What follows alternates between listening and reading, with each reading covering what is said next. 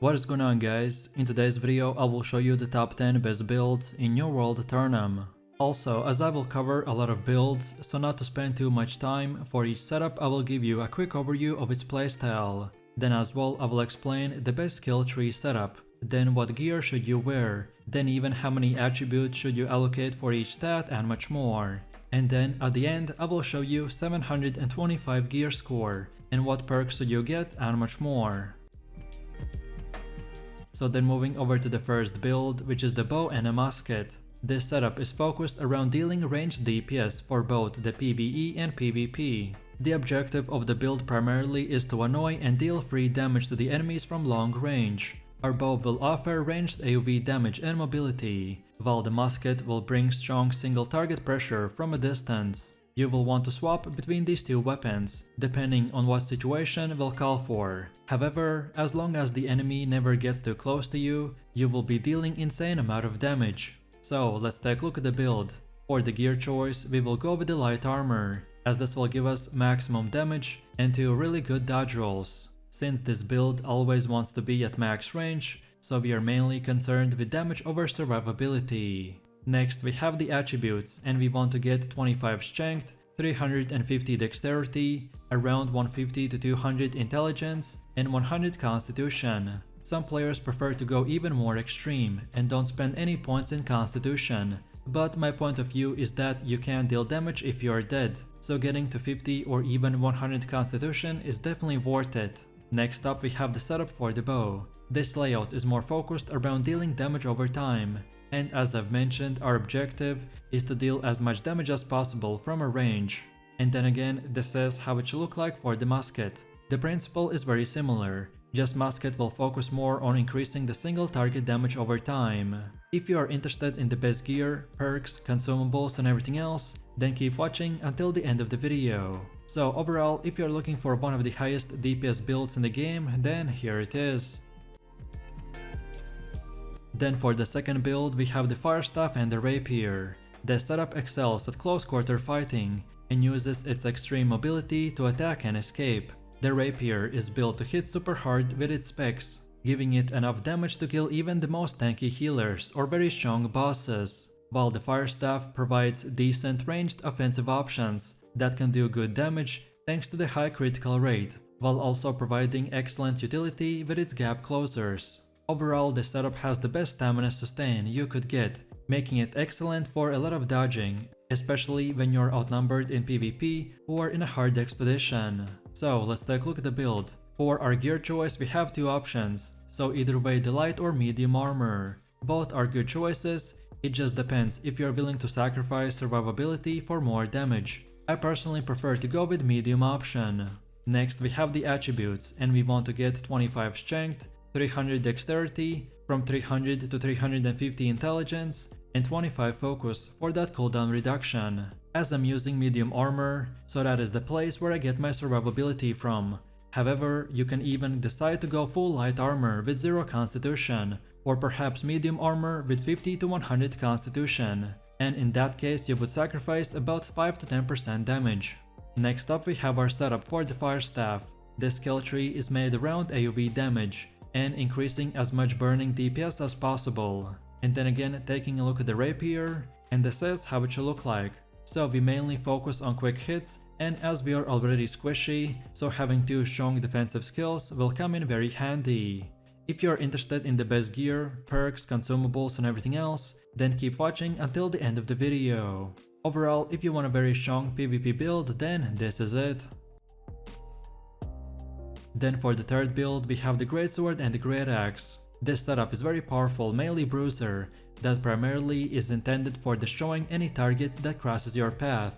This build will have incredible hunting capabilities through the use of the mobility spells. However, it also has a large amount of disruption tools that prevents escape and singles out an enemy, so you can restrict his movement and block his incoming attack. For our playstyle, the majority of burst damage will come from the Greatsword, while the Great Axe will come in very handy for catching and locking down any target. So let's take a look at the build. For our gear choice we will go with the medium armor, as we want to mix and match between DPS and survivability. Next we have attributes, and we want to get from around 250 to 300 strength, then 350 dexterity, and 25 constitution. Similar like for any build, you can sacrifice dexterity for more constitution, but I found that these specific numbers work best to have the best balance between maximum melee DPS, but still being able to be tough enough to withstand serious amount of damage. And then finally we have our skill tree. So let's take a look at the Greatsword, and this is what we have. This layout focuses more on getting max crit damage and empowering each one of our next attacks. While then on the other hand we take a look at the Great Axe, and this is how it should look like. So as I've mentioned, this setup focuses around fixing Greatsword weaknesses, which are ranged AoE damage and locking down your targets. If you're interested in the best gear, perks, consumables and everything else, then keep watching until the end of the video. Overall, if you're looking for a very fun and strong melee bruiser build, then here it is. Next up we have the best healer build in the game, which is the Life Staff and the Void Gauntlet. So the Life Staff is the primary healing weapon in the game, and we decided to pair it up with the Void Gauntlet because of its ability to give us very strong debuffs and healing support. Since this build is designed for group PvE and PvP, so all of the healing abilities are focused around AoE healing, and making sure that we can keep as many of our allies healed as possible. And the best part about this is that not only we will get insane amount of healing done, but also we'll be able to dish out some serious damage. So let's take a look at the build. For the gear choice we will go with the medium armor, as this gives us pretty good healing, while at the same time giving us survivability in case we get in trouble. I personally think that if you as a healer die, then it's GG, game over. So to prevent that, I'm fine with trading small amount of heals for more higher chance of survivability. Then next up we have the attributes, and we want to get 25 strength, 25 dexterity, 150 intelligence, 350 focus and 100 constitution. This particular point allocation is structured around increasing our healing as much as possible, while relatively doing quite a lot of damage, and having bunch of defensives to survive hard fights, no matter if it's for PvE or PvP. And then finally we have our skill tree. So let's take a look at the most important skill tree for the Life Staff, and this is what we have. So our setup is built around AoE healing and increasing its bonuses and reducing mana cost as much as possible. Also, as we are using the best healing spells in the game, so we will have both low and medium cooldown skills, so we can use them for any scenario that we may find ourselves into. And then again, this is how it should look like for the Void Gauntlet. And this is the weapon that we will mainly use for DPS, so we focus more on dealing and increasing not only ours, but our team's damage as well. As I've previously said, if you're interested in the best gear, perks, consumables and everything else, then keep watching until the end of the video. So overall, if you're looking for hands down the best and most powerful healer build, then this is it. Then for the next build we have the bow and rapier. This setup is a high skill ceiling option that offers some of the highest damage and mobility potential in the game. The key to this build is stacking high bursts of damage and using skills for insane amount of defensives that can also be turned offensively to attack or escape. Our setup will focus around using only the best skills that will allow us to evade the enemy, while constantly dealing ranged damage with our bow skills. The bow is a great weapon, and we will increase its damage even further by increasing its AoE and explosive damage potential. As I've said, this build is not the easiest to play, so if you want a challenge but at the same time be rewarded with a fun and powerful PvP performance, then this setup might be for you. So let's take a look at the build. For our gear choice we will go with the light armor, as this will give us maximum damage and 2 really good dodge rolls. Since this build has already insane amount of defensives, so he will be doing the most lifting on that front. Then next we have the attributes, and we want to get to 25 strength, then from 350 to 400 dexterity, then as well 150 intelligence and 100 constitution. As I've mentioned, some players prefer to go even more extreme and don't spend any points in constitution, but I still prefer that extra HP for hard bosses. Next we have our setup for the bow, and this layout is more focused around damage over time. Also, as I've mentioned, our objective is to deal as much damage as possible from the range, so we will upgrade that aspect as much as we can. And then again, this is how it should look like for the rapier. So then on the other hand, the rapier in this case is our primary defensive tool that we use for mobility, and at any time we can run away, or perhaps run into another fleeing enemy. This build is very fun and strong, and as most skill usage will be the difference between winning or losing a fight, so if you really want an in-depth playstyle, then I definitely recommend for you to try it out. So then moving over to the first build, which is the sword and the warhammer. This setup focuses on crowd control and using your tankiness to do massive amounts of AoE damage while surviving huge amount of enemy hits. If you use the best skill tree build, then both of these weapons will synergize perfectly to allow for a flurry of abilities that will leave the enemy target staggered, stunned and knocked down over and over again. So as our job will be to prevent the enemy from moving, so then us or our team will be able to finish them off. Of course, we won't be dealing the craziest amount of DPS, but the staggers and massive amount of survivability will be definitely worth the trade-off. So let's take a look at the build. For our gear choice, we will go with the heavy armor, as this will give us the maximum amount of defense and will enable us to use the best shield in the game. Also, since our build's primary objective is to stun and tank, so going full heavy is a no-brainer. Next we have the attributes, and we want to get from 300 to 350 strength, then 25 focus and 300 constitution. No matter at which level or gear score you currently are, pretty much just split your attributes to half, so put 50 points into strength and 50 in constitution. Next up we have our setup for the sword and shield. This skill tree is more focused on holding the enemy's aggro, increasing our defense and speed, and of course most importantly giving us some of the best defensive tools as well. And then again, this is how it should look like for the warhammer. So then on the other hand, this setup focuses on increasing our AoE damage and locking down your targets. The warhammer has the best AoE potential in the game, and as a tank this is very useful for both PvE and PvP. So if you are interested in the best gear, perks, consumables and everything else, then keep watching until the end of the video.